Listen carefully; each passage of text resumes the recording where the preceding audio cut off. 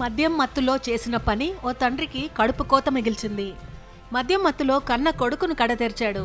యాదాద్రి భువనగిరి జిల్లా చౌటుప్పల్ మండలం ఆరేగూడెం గ్రామానికి చెందిన కట్టా సైదులు దంపతులు వ్యవసాయ కూలీలుగా జీవనం సాగిస్తున్నారు. వీరికి 3 పిల్లలు. ఉన్నంతలో తమ పిల్లలను చదివించి పెద్ద చేయాలని భావించారు. పిల్లలను తమ స్థాయికి మించి ప్రైవేట్ స్కూళ్లలో చదివిస్తున్నారు.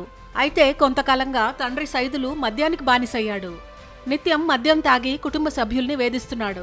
చిన్న కొడుకు భాను చౌటుప్పల్లోని ఓ స్కూల్లో 9వ తరగతి చదువుతున్నాడు.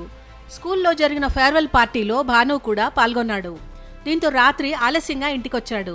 మద్యం మత్తులో ఉన్న తండ్రి సైదులు ఆగ్రహంతో కొడుకు భానును చితకబాదాడు.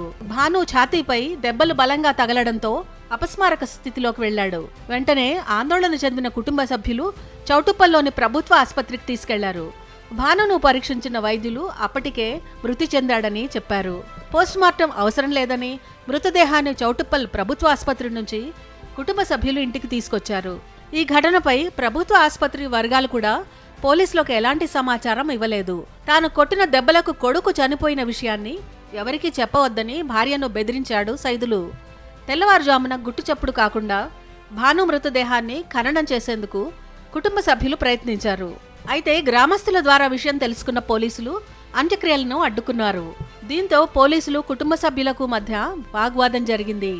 చివరికి భానును తండ్రి హతమార్చినట్లు నిర్ధారించారు.